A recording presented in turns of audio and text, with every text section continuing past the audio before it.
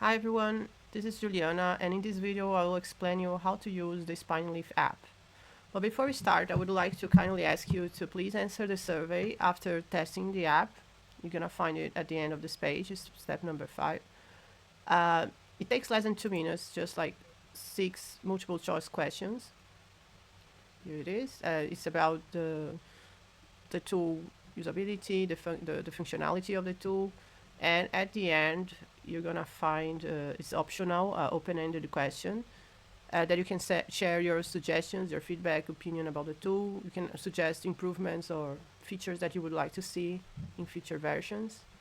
It's very quick, as you can see, and by answering this questionnaire, you're gonna be contributing to the research as this is part of the validation of the tool, which is one of the steps of the tool development in my research. So thank you very much for helping. And all right, let's go through the steps together. Well, the first step is to download the version you want to install. The light version is the recommended one for testing. It's smaller, but if you have an OpenAI key, it can generate the reports in just a couple of minutes. 2 minutes it takes to generate the final report. Without a key, you can still run all the studies, just not the final report.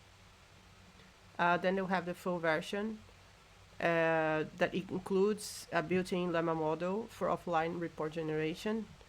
It doesn't need an external key, but it is much larger because it includes the model, and it can take in my computer took 20 minutes to generate the report, and this will depend on your computer performance. How long it's gonna take, it will depend on your computer. So as I said, I recommend this one for testing for now. You can also set a key if you want to try the report generation.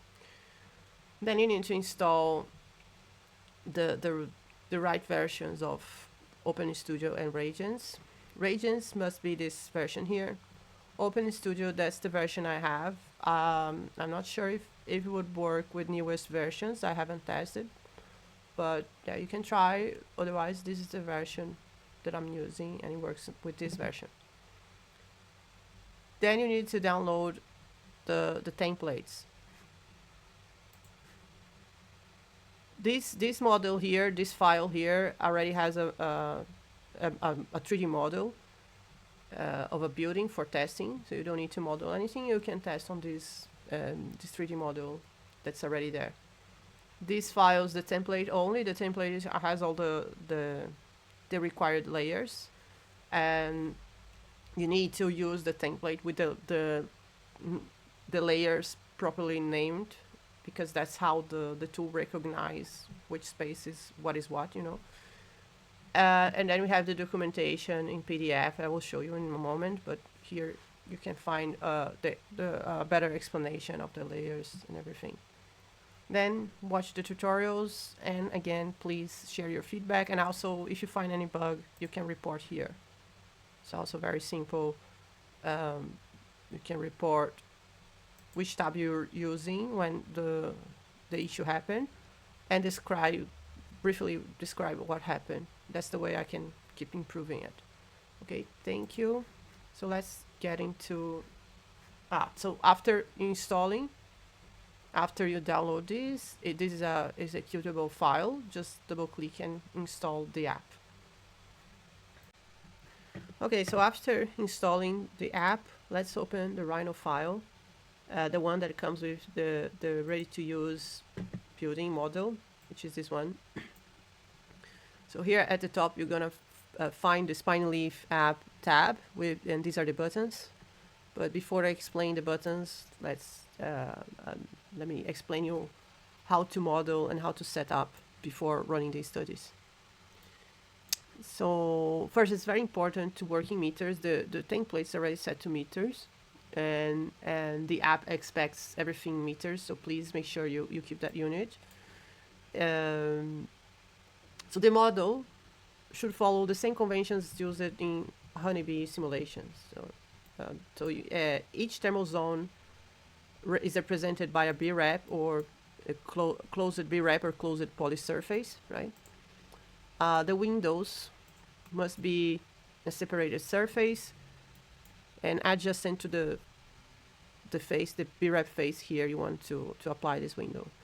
And the edge of the surface should not touch the edge of the BREP, so you need to give a little distance, at least, I would say at least 1 centimeter or 0.01 meters of space between the edge of the surface and the edge of this BREP, okay, in all the sides here. What else? The space are modeled without the internal the internal walls, because this app is designed for early design stage, and at this stage you're still massing and exploring options, so we won't have these details yet.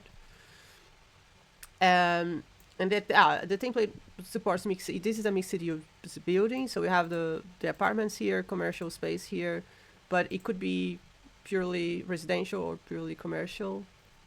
Just make sure you allocate to the correct layers. So yeah, let's talk about the layers now. So after modeling, then of course also the context, everything that surrounds your building and will affect the simulation results, such as thermal result, daylight, and views. So you need to include here the surroundings. The floor represents just a surface. If you have green areas and other surface to represent these green areas, and these lines representing the streets, and I'll explain in a moment. But after completing the model, you're gonna allocate the BREPs into the layers. So first here we have the commerce, which is commercial. This would include any office, shops, or cafes if you have. So click and change layer objectives will be added there. For residential, for apartments, we have these layers here. So residential one is the number here is the number of bedrooms. Okay, so 1 bedroom, 2 bedrooms, 3. If you want more, you could create a new layer following the same format here: resid, underline, and number 4. Just that. You can create more layers as long as it follows the same format here. So again, you allocate, and this is important to estimate the number of occupants. Just the number of bedrooms. I'm gonna show you when we are running here the studies. Then we have the core, and I will talk about the social space because I will need to explain then. But everything else must be all the other the buildings in the layer context. And then, okay, the windows, the layer windows. I will talk about the balconies as well. So we have the context. The busy streets is the streets that are with high traffic around. Usually, this is used to calculate to estimate the noise inside the spaces. It will be used for that. So the line that represents the busy street you put in this layer, the local streets you put here. And the green, I'm calling green, but it could be also water bodies, everything that could, this is to run the view study. If you have views to nature, to parks, or water bodies, also interesting. Could be a landmark as well. So we will allocate here. It's represented by a surface. Allocating this layer here. The balconies, it's a surface, but there is a detail here. The balconies, how the app knows that this app belongs to this apartment is by running an intersection operation. Therefore, this balcony, if it belongs to this apartment, must be intersecting only this BREP. So what I'm doing here, after modeling, I will put a surface here. We'll create a balcony there. So so I'll create a balcony here just to show. So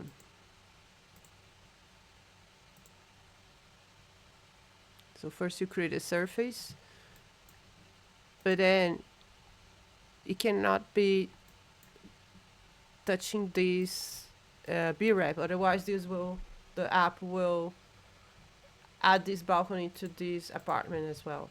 So what I will need to do, first I will give a little, I will just shrink it a little bit just to not touch this corner here. And then I'm gonna move this up. It could be 0.01, just 1 centimeter. That's enough to not, so if you don't move, the app will think this balcony belongs to this apartment as well. So that's the only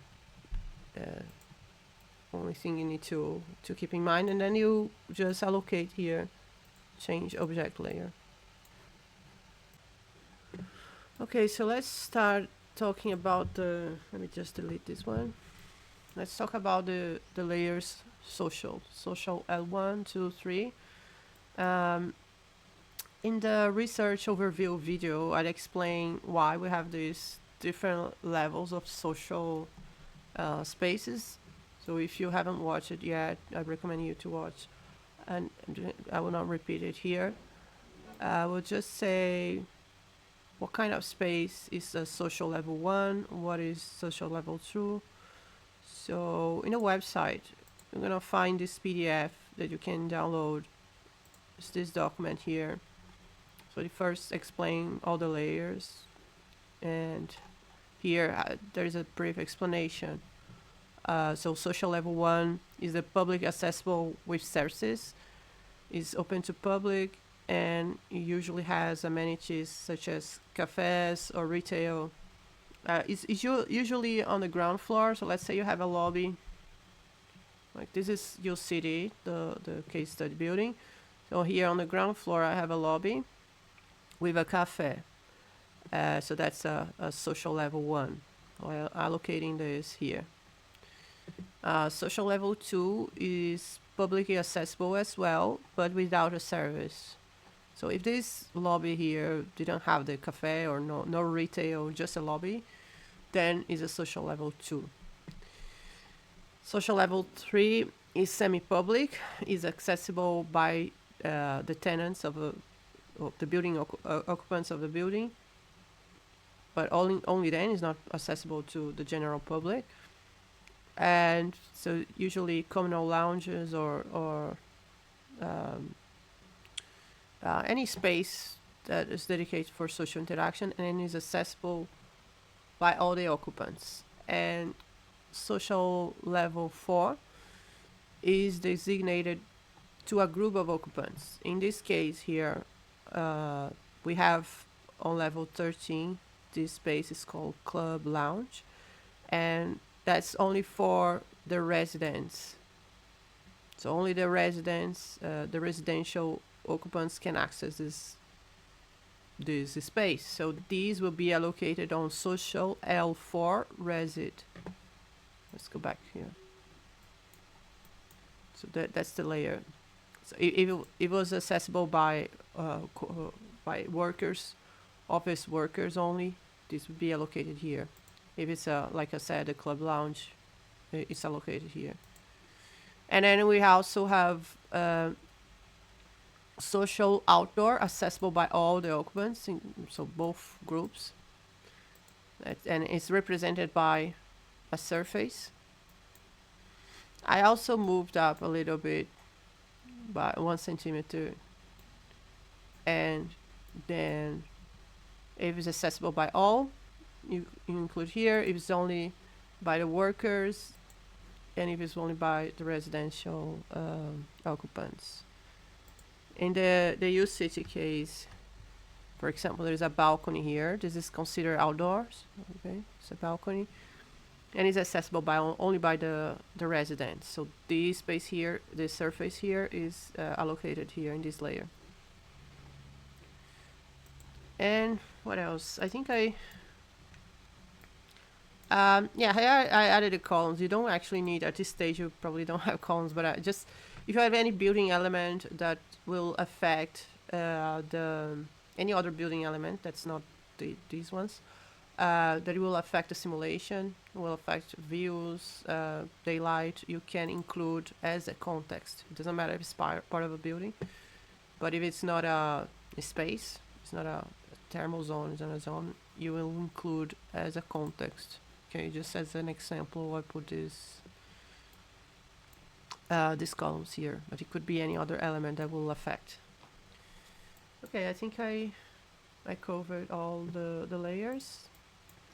And again, if you have any issue, you can always go back to this, go to this document, and it explains everything here. Right, now that we have the model complete here, we can run the studies. But first thing you need to do is to click on this arrow here, get update model. This will kind of save the model. So every time you make change to the model, you need to click here, so the app will get these changes. Otherwise, the change will not be automatically read by the app. You need to click here every time you make change. And let's say there are several changes you want to do. Once you complete the change, click here. Then you can run the studies. So we have here, this is the tab. First button is the get update model, and then you have the comfort dimension, the light dimension, and social dimension. Again, these are explained in the research overview video. And then the well-being fostered by design. And here we have the independent comfort studies, because these simulations usually they take some time to run. So let's say you are changing your model to improve thermal comfort. You don't need to run all the comfort dimension with all the simulations together. You can simply run thermal comfort study, or let's say you want to optimize, improve daylight, you can run independently the daylight. Okay, so for all the comfort you have these options. And let's go back to the document here. So first step, get updated models, and then you have comfort, daylight, and social, that you can run whatever order you want. Doesn't need to follow any order. And 3 is the well-being fostered by design. So to run the well-being fostered by design, you need to complete all the 3. So you need to complete 3, and then you click here. And as I said, these are optional. So let's do the comfort first. So you're gonna click on this button here, the comfort one. You're gonna see this window popping up, and then this will open your navigator.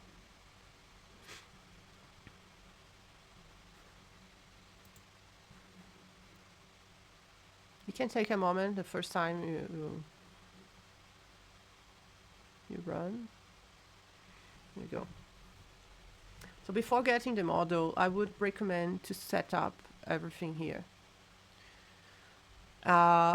Because after you get the model here, everything you change, you will rerun everything again. So it's better to have just set everything before, and then you get the model. So here, first you'll select the EPW file. In my case, I already have 3 different EPWs here. You will probably have none. So what you need to do is you need to drag a zip file containing all these 3 files, the EPW, DDY, and start file, that you can get from if you search for Ladybug EPW map.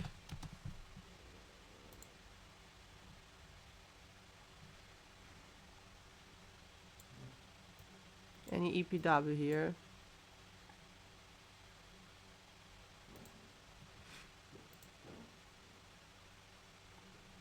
It's the zip file contains all the files we need. So it's simply drag the file here. So it's already there, but if you refresh, you should be able to see it here. So next time, you don't need to do this every time. You only do it once, it will save into a folder. And every time you come back to the app, you're gonna see all the files, all the zip, all the APWs you drag here will be permanently in this folder. So let you select the one you want. Then here you select the glazing type. We have currently only these 5 different glazing option, but I intend to play with more later, just for testing. So here you have the. So let's select this one. Once you select, you're gonna see the noise reduction at the front. They have different values here. This will affect the indoor noise estimation. Here we have only 2 material options for external walls.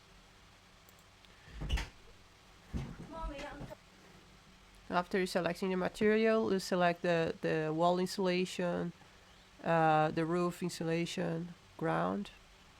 Here the floor finish will only affect the noise reduction, actually the absorption, and this will affect the noise estimation simulation. So you can select, there are 2 different options. If the commercial windows are operable, the residential will be operable. The commercial you can set to yes or no. Then here the commercial occupants per it's just an estimation. Of course, at this stage, you can estimate the same thing for residential occupants per bedroom. After you complete the settings, click Get and update the model.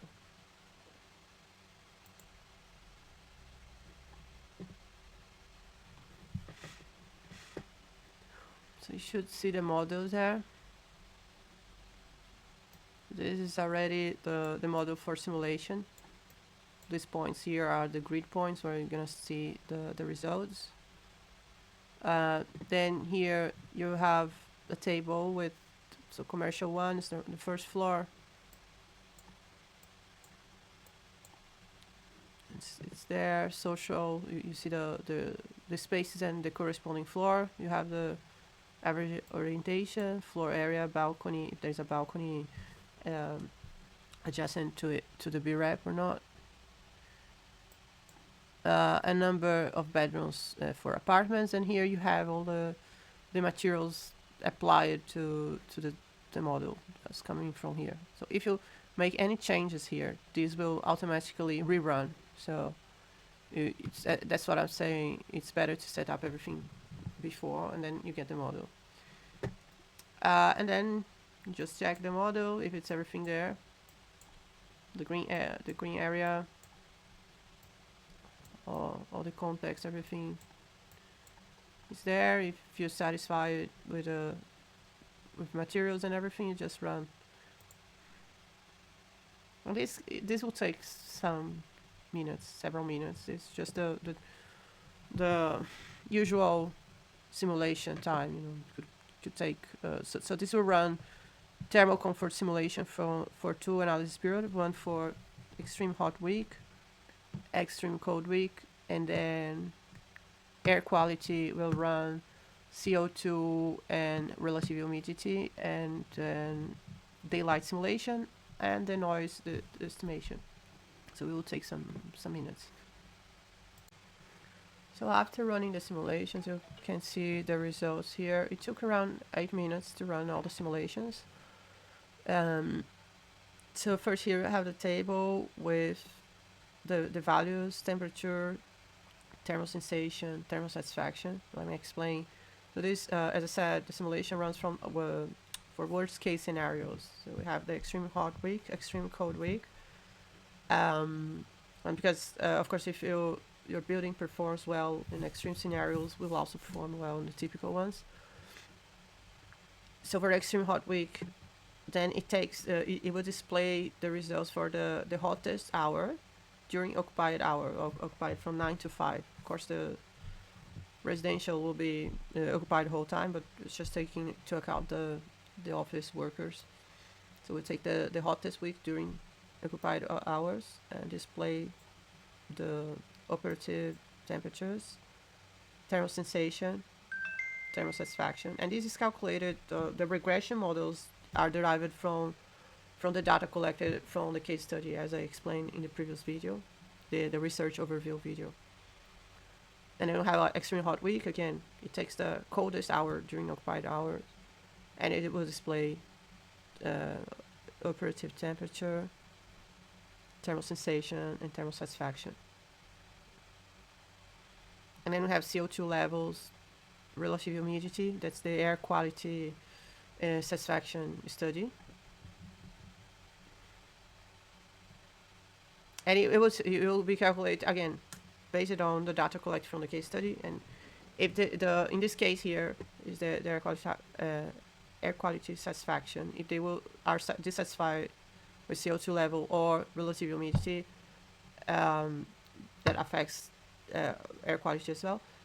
Either one, this will be always the worst case. Always the and this indicates where you can improve, where you should focus on improving. Daylight autonomy. So here we have the daylight autonomy results on the grid. As you can see, distributed on the grid. Each cell has a value from 0 to 100% of daylight autonomy. And then I'm calculating the average per zone per space, because this value will then be used to estimate the satisfaction level of daylight based on this average value. And then we have sound levels estimation. So this would be around 45-ish decibels, and satisfaction levels, only this space would be satisfied. And finally, the overall satisfaction with the indoor environment for the comfort dimension. So again, for each space here, you have the values of satisfaction, thermal sensation, and final score here. 2 is satisfied, 1 is neutral, 0 is dissatisfied. And for the social space and core, this will be none. Will not, because that's not what we are analyzing, the space that people usually stay for longer. And this is the final scoring. Sorry, it looks a bit funny because I usually visualize this in my larger screen. And now on my laptop screen, it looks a bit squeezed, and I don't know, something to improve. But then here we'll display the overall satisfaction and the distribution of individual factors in graphs. The factor that the most affects the overall satisfaction is thermal comfort. Just a moment. So the factor that the feature importance analysis reveals that the thermal comfort, thermal satisfaction is the features that most affect the overall satisfaction in both cases for apartments and office. In the apartment case, sound satisfaction, and then followed by daylight are the other, and then air quality comes next. So I would say thermal satisfaction, sound satisfaction, daylight, and air quality for apartments. And for office, let me just check here again. So for office, thermal satisfaction was the top one, followed by air quality, and then sound, and then daylight. So there are difference between both groups. So that's why I trained 2 different models, because they have different needs, and so that means that thermal comfort should definitely be addressed as the most important for both groups. Here we can see that for the extreme cold week, these rooms here are underperforming, so there's lots of space for improvement, and these as well are neutral, so you could take strategies to improving window, improving insulation, Um, in this case, this room here is a bit too hot. So again, take actions to improve that. It doesn't mean that the others are not important. Just the thermal comfort is in fact the most important feature, the most important factor to be addressed. And then, as I said, for office, air quality is quite important as well. So mm, take actions to improve, maybe making the windows operable. And then here you cannot set the HVAC system settings. It's a very simplified um, way to model, but it's something that you can be addressed later. So you say, that this is something to it doesn't, you don't need to necessarily uh, model, sorry, the air quality is here. You don't need to necessarily address at this stage, because of course HVAC system is something that you address later in the design process, but it's something to be aware. And here, just this space would be more problematic, so we can improve the windows here, the window noise reduction. So you know the percentage of dissatisfied is 20%, 20% of the area, neutral 50. So that's the distribution, and that's how you read the results for comfort dimension. Okay, so we can now run another dimension. You could just go back to the Rhino, and you could either choose delight or social. Let's go to the delight. And you see this window popping up. This will open another tab. Wait a little bit. And again, before getting the model, let's change the parameters here. The occupants per square meter in the commercial area, and the number of occupants per bedroom for the residential. And this will be used to calculate the satisfaction with space size, because this will be based on the number of occupants, of course. And then here you can adjust the weights. In this case, the weights can be adjusted, and these would be based on, could be on design priorities, and also, for example, let's say you are in a very dense urban area that you don't have any possibility of having good views. You're just surrounded by other high-rise buildings, so you won't have enough views. So you can adjust the weight here down, and the others will readjust to be 100%. So that means you will give less importance to views, but then you will prioritize access to green and space size. You will give more space to them, more access to green with more balconies, to mitigate the fact that you don't have the views, to create this positive stimuli through these design factors. So that's you can adjust this according to, or let's say you cannot have balconies for any reason, but you have views, or if you have very good views, you're just in front of a park or in front of an ocean, then you can increase the views, and the other choose will be readjusted. So once you choose, you change this parameters, then you again get the model and wait a little bit.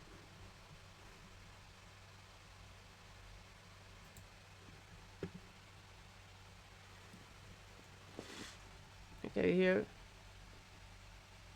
we have the model again, and then we just run the study. This should be much faster, just the view study. So the view study is also using the Ladybug tools library, and then we have the access to green will be done through the intersection between the space B wrap and the adjacent balcony, and the area will be structured.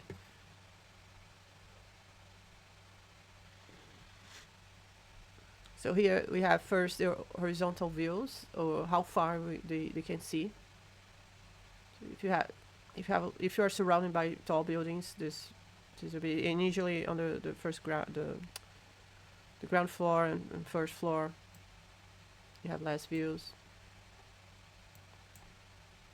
So we first have the results on the grid. The grid's divided by 1 meter, I believe.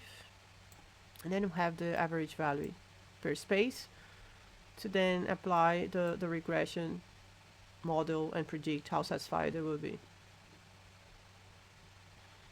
And then we have views to green. In this case here, our green area is this surface there, right? So is this surface here that's like a park or a square. So this space will have views and the others won't. Again, then I take the average to apply the regression and find how satisfied it will be with views to the green. And this you can, or it's not only to green, it could be to, as I said, to a water body, or so maybe a strategy would be trying to give views to all of the apartments. Maybe bring this apartment, maybe if it's possible, of course, open to bring this there, opening windows, or turning rotating the building to give more views to everybody, to have views to nature and views of sky. Again, the same, just indicative, and then you can the strategy here would be improving the windows, the window size, increasing the window size, but in this case they are all satisfied except this space here.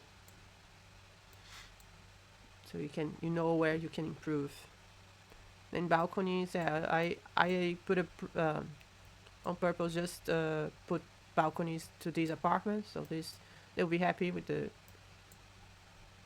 as you can see, they are satisfied with the balcony size.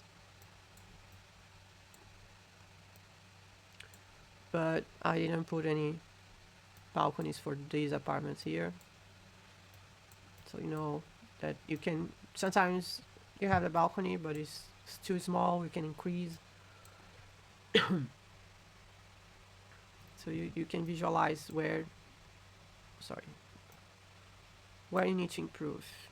And finally, the space size. So here I have the areas.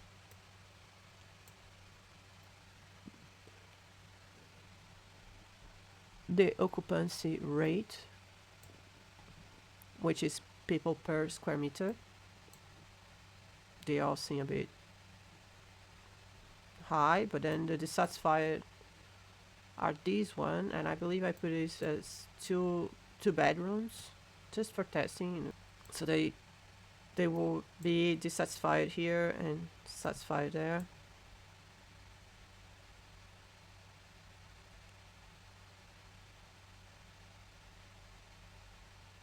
And this is the overall satisfaction result. So here they will be neutral, they're dissatisfied. Here I believe they will be neutral because of although they are dissatisfied with the space size, they have views, good views, the distant views, and also views to the green area. And also, so satisfied, we don't have anybody satisfied. Dissatisfied is the majority. And what is bringing the dissatisfaction up was probably the access to balconies. As you can see, this space here have no access to balcony. Space size, these are dissatisfied with space size, but again, I think the views to nature is kind of balancing. But this is indicative. Okay, I can improve these. I can improve those space by creating out balconies. Things I cannot give them views to green or to nature. I can at least improve their assets, direct access to nature, and give them balconies, good sized balconies. They would increase their satisfaction level regarding the the light dimension. Yeah, just to say, these graphs here, they are kind of showing the same, but in a different ways. Just in case you wonder, just as showing, it's a matter of preference. This is showing the percentage that each factor has in terms of satisfaction. It's just different ways to show the same data. Okay, after that, we can finally run the last dimension, which is the social. Again, there's no right order to run the simulations, to run the studies. And the same as the light dimension, you can you need to keep consistent. So if you put the same values here, occupants for of occupants for the commercial and occupants per bedroom for residential, the same numbers you put here and in the comfort dimension should keep consistent. And again, you can adjust the weights here. So we have the amount of social space, the diversity, and outdoors or green areas that all that are social or it's not private. It's for the whole building to access. And these I explain in the research overview, so I'll not explain again. Update the model.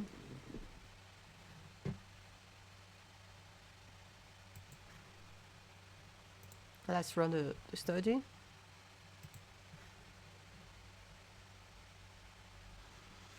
First is the amount of social space.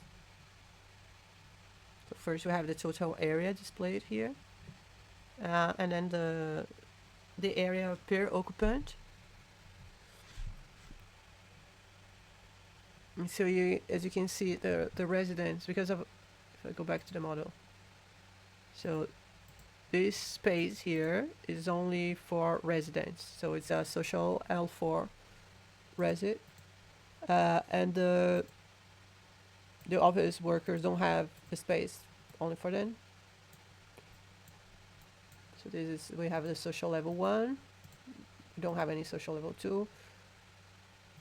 Don't have any social level 3. Only for residents. So the office workers who don't have the ground floor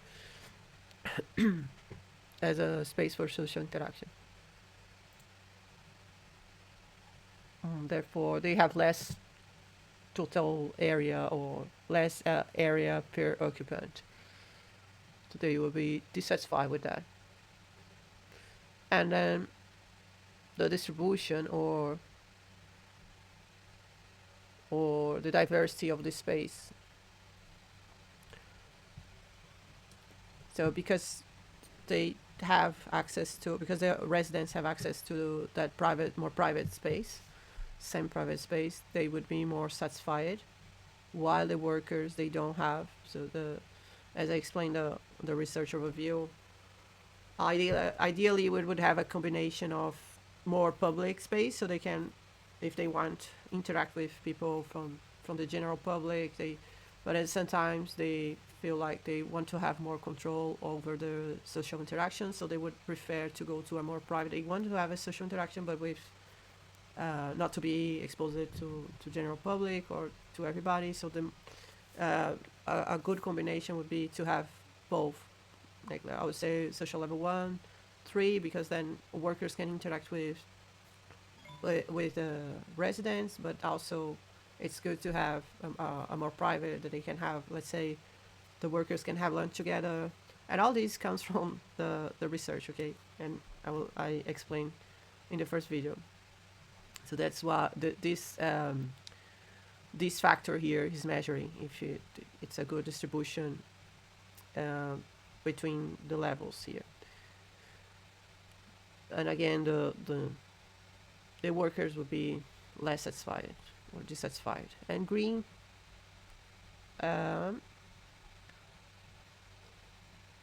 green or outdoor areas, we don't have much in total, but this is total. We have, let's say, around between 100 120, but this would be enough for the residents. Let me see what I put here. So we don't have. We could have here maybe. I could put a surface here, and say this is a outdoor green space. Could be a covered with, have some landscape here, and address and allocate here in the social outdoor all. In this case, I don't have neither commercial. I only have this space here, which would be for residents only, and that's did that in purpose just to see the the different results. Otherwise, everything would be green. So in this case, because we don't, the workers don't have access to any outdoor area, to any green nature within the building, they will be dissatisfied.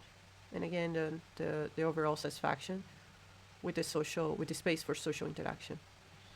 So the residents will be satisfied, workers will be satisfied. Again, repeating this, all this analysis, all the regressions and thresholds here comes from my research. So finally, after you complete the 3 dimensions, we can go to the well-being fostered by design. Let's click.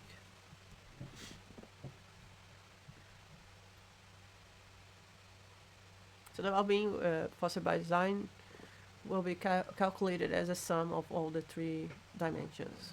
So there's no weighting system for them. They are all considered important to provide the 3 dimensions. They would ideally, of course, they should provide so they would be satisfied to foster well-being. You should provide the 3 dimensions.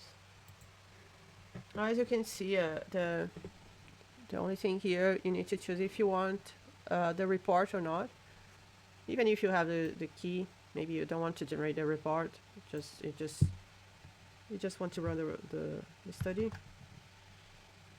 But if you select yes, you want the report, then you need to provide OpenAI key. I will include my key here so we can see the report. Save the key. Again, get the model.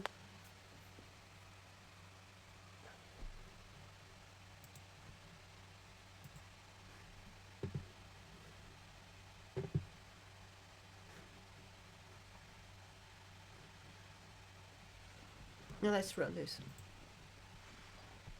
This is should be fast because it's just retrieving from the results we got from the other dimensions.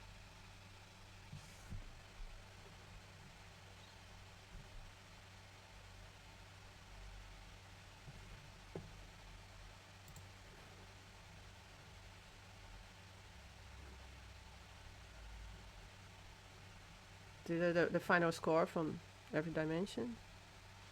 Comfort, delight, and social. And that's the final score on well-being. That's how well your building is performing, fostering well-being. So I would say these apartments will be fine.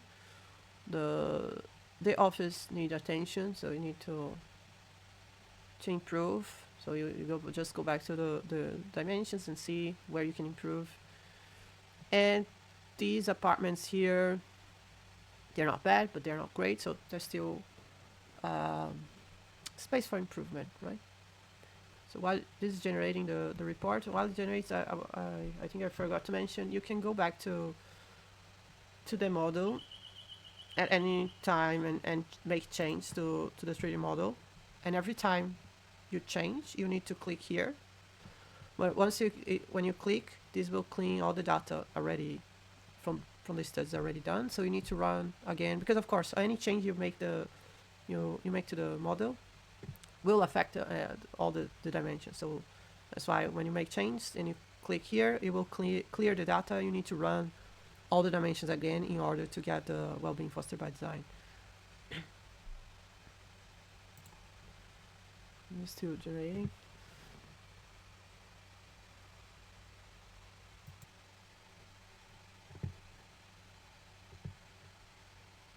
So, the report. It generates here. It generated here. So yeah, it took 2 minutes, around 2 minutes to generate it. Let me just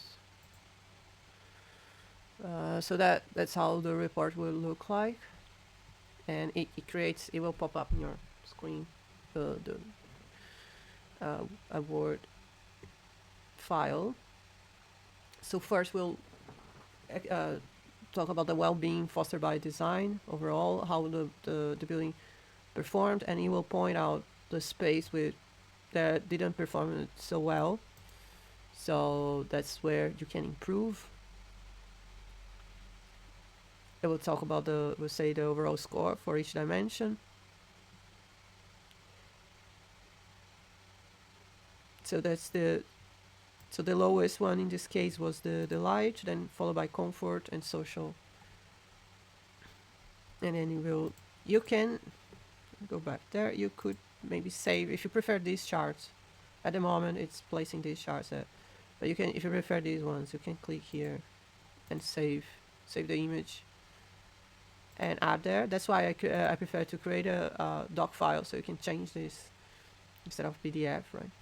So you can add the charts here. You could also go back there and here. Close here. You could also save this. Where is it? Screenshot. This will save the image.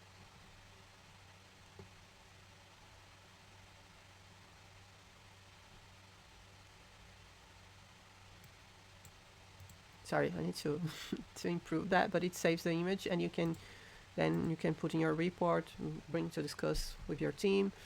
You can do that to any of the images here. Okay, just click here, screenshot. You can rotate, take the screenshot, and place the images there. Then it talks about the comfort dimension. And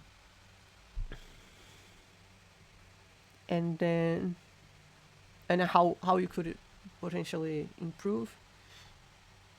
It tells you the material summary, and then it gives you some recommendations. So this information, some parts are being retrieved from the material that I included in the scripts to generate this.